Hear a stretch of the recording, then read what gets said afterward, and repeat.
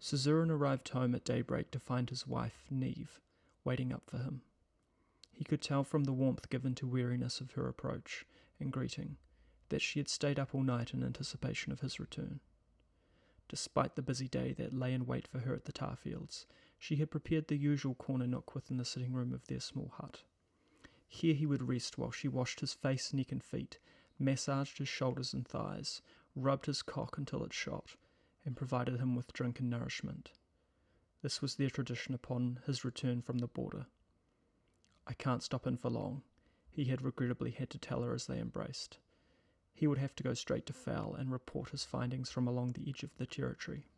That his haste could only signal bad news was apparent to him, and so he was grateful that she let him move on without raising any objection or query.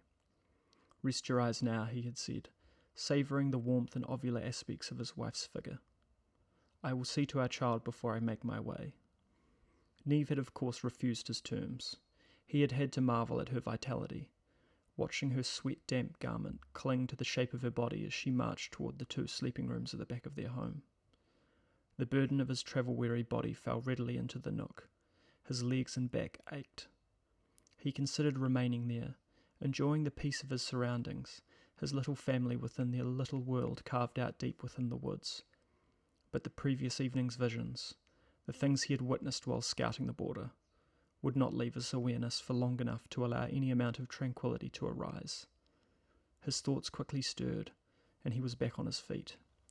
Neve sat cradling their hermaphroditic baby, Jeremy, in her arms.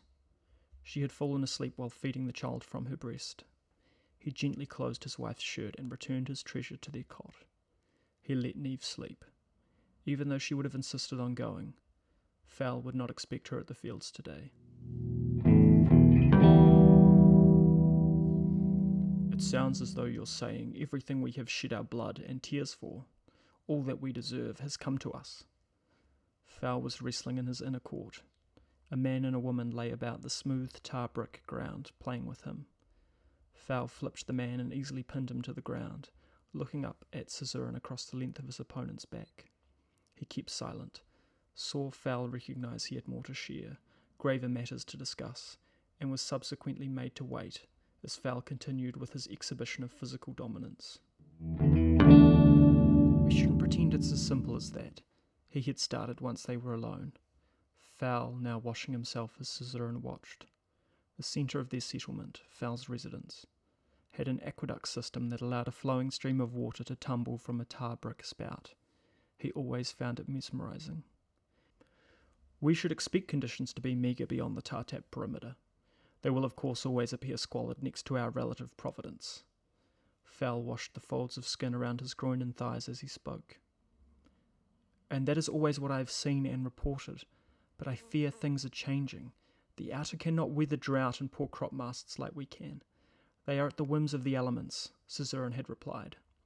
He sat down upon the ledge of the bathing chamber, so that the runoff licked at his feet.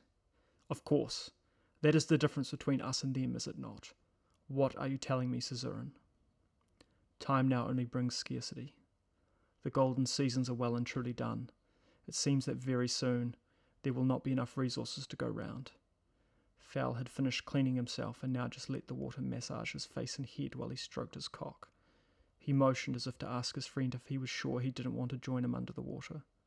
Suzuran remained still, and Fal finally took up the conversation once more. "What you're saying may be true. In fact, I'm sure it is. But not for us. We have fought over the years to separate ourselves from our surroundings. We will continue to prosper where others will crumble." "What if the desecration by nature is far worse than we know? What if the scale of horror is larger than we can imagine?" Fal stepped out of the falling stream and stood to silently face him. "We are so few in number," he added, looking down at the pale flesh the water had uncovered and the murky traces of dirt that bordered his feet. "I will not entertain any appeal toward the expansion of our populace. We have built our settlement to maintain a delicate balance. We are blessed in our existence, Suzuran.